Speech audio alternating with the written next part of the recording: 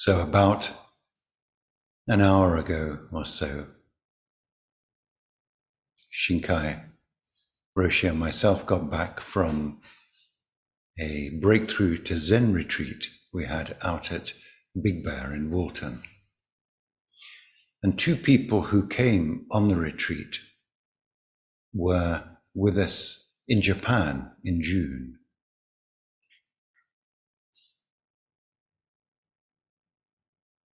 The last time we led a trip to Japan was back in 2019.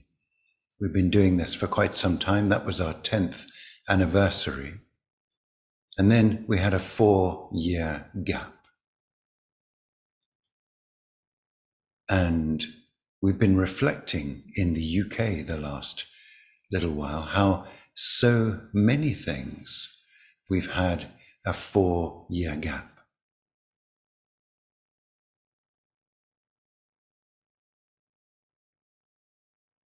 If we go back to the kind of golden age of Zen, which was in China back in the Tang dynasty, around 845 AD, which was the period of a lot of the really famous Zen masters who get quoted a lot, Joshu, Rinzai, Toksan, Tozan, Seppo, so many of the very famous names. They had, during that period, around 845, there was a persecution of Buddhism in China. For 4 years, all the monks and nuns were returned to lay life, and the temples became essentially the property of the state and were largely sold off. The emperor was after making a little bit of money, and the temple real estate was a way of doing it. And so all these Zen practitioners from the past basically went and got jobs. There's stories about this master working as a potter's assistant, this master rowing a boat as a kind of little ferryman service, this master making straw sandals. But mostly, if you look at the old records, there's barely a mention of this period. They estimate 250,000 people, monks and nuns, got returned to lay life during this period. And so it was probably quite devastating. And yet we look back at it at this time as being a golden age, an incredibly creative time in which people were finding new ways to ground in the truth of things and live that out and express it. And so we also have had this 4-year period.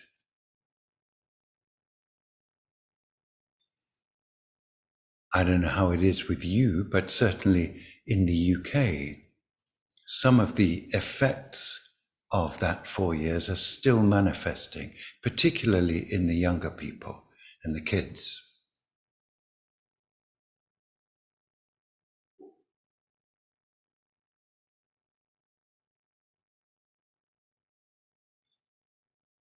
How do we handle something like this? And how do we come out of something like this?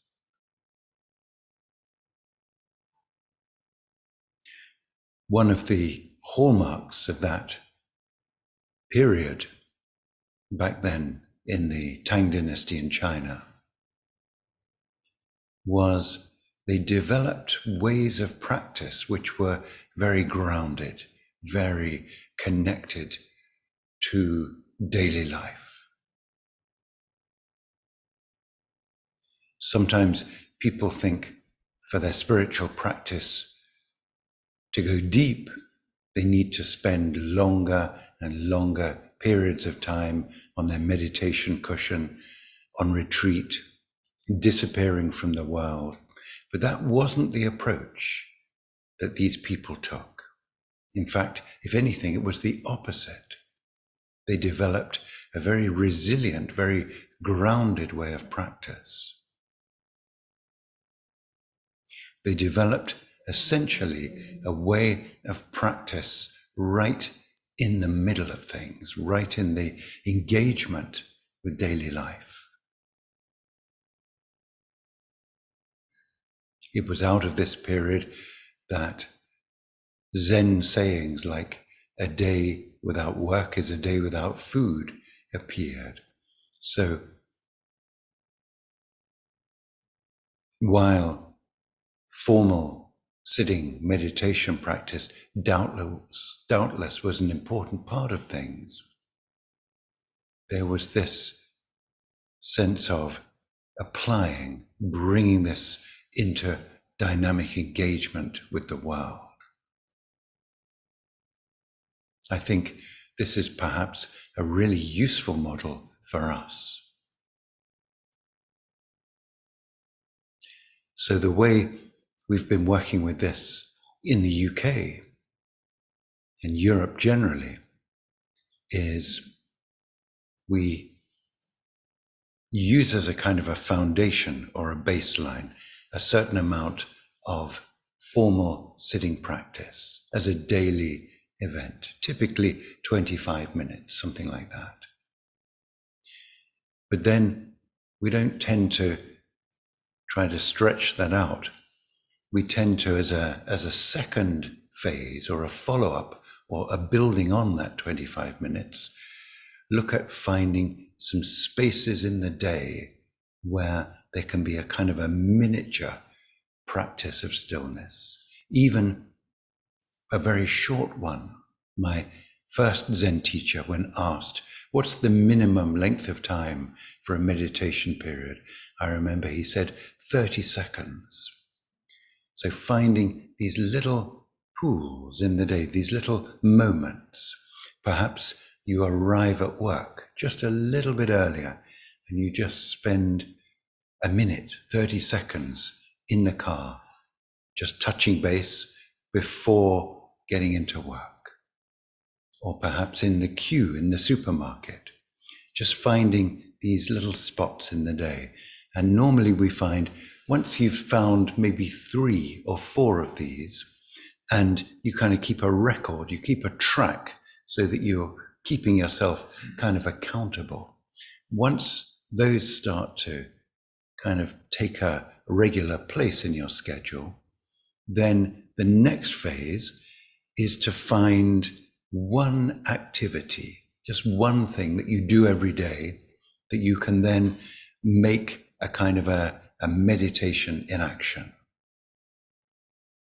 Maybe shaving, maybe, well, when I first was getting going with this, I had a job in a pharmaceutical company, and we had like a fairly regular office with a little cubicle in the corner, which was where you could make coffee. And I made my making a cup of coffee at 11 o'clock in the morning a kind of a meditation practice, really. I didn't talk to anybody. I just listened to the water, and just focused on that. 2 minutes, 3 minutes, something like that. Once you start to build one thing in like that, and again, keep a track of it so that it becomes a habit, a part of life. My next phase was the office that we were in was on 3 floors. So multiple times a day, I was going up the stairs to the photocopier or down the stairs to a meeting. I made every time I went on the stairs a meditation practice. I just focused on being on the stairs. And so this started to build in maybe 5, 6 of these little kind of dynamic meditation pauses.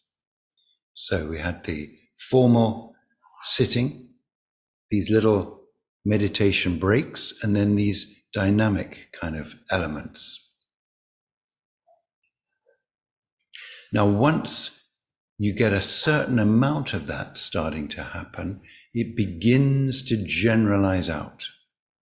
You begin to find that your baseline shifts, that your day is becoming a dynamic meditation. And then it's kind of like a flip happens. Then in terms of practice, then your focus shifts to the bits where it's not working, the kind of the sticking points. Why is it I'm always away with the fairies every Tuesday afternoon? Why is it whenever I have a meeting with this person, it always goes so badly? Whatever. And we can start nibbling away, focusing, working on these particular little bits. And gradually, little bit by little bit by little bit, your life transforms. Your experience of life can become more grounded, more pleasurable, more alive, more awake. And so your formal meditation practice and the activities of your day can begin to kind of blend together, can begin to, as it were, reinforce each other.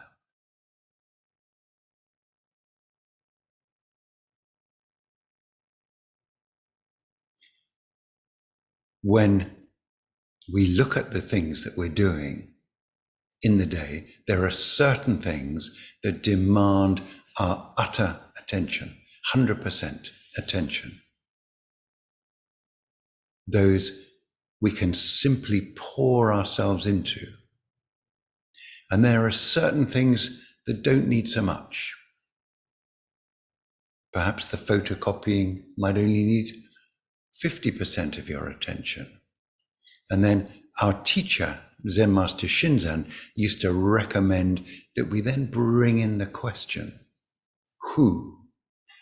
So many times I would see him crouch down in the weeding period beside a new person as we were pulling the weeds, and he'd be saying, who is pulling the weeds? Who is pulling the weeds? And we can bring this question into everything potentially that we're doing. Who is doing the photocopying? Who is driving the car? Whatever. So whenever there's any kind of slack, if you like, in our schedule, we can, as it were, take it up. And as we do, our day, our activity, our life can become more rich, more real, more alive, but also it can be a sort of a coming face to face with the extraordinary mystery of every moment, the arising, incredible, ungraspable reality that's right here, just waiting for us to connect with it. One of the things about this 4 years that we've been through is none of us knows what's happening next. There's rumors we're going to go back in there. There's rumors, there's other disasters on the way. We just don't know. Nobody knows. But if we have a practice that's grounded, resilient, and engaged with the world, then it seems to me we're likely to be in the best possible condition to deal with whatever the challenges are that come next. And if we do that, if we, as it were, build our foundations right, then it seems to me like we're going to be creating the conditions for the next golden age of Zen. The last one was 1,000 years ago.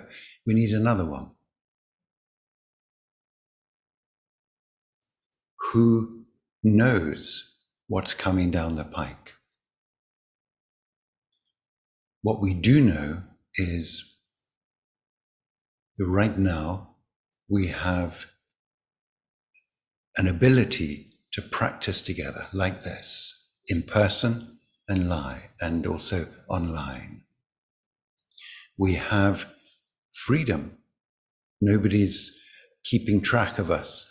Nobody's deciding to throw us all out and put the dojo up for sale.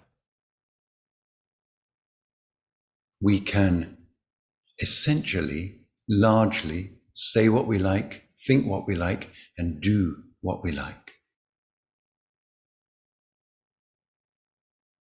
We have abundant food. We have incredible healthcare. When you actually put it all together, this is the first time in the history of the world it has actually been like this. We have an extraordinary opportunity. What we do with it is up to us.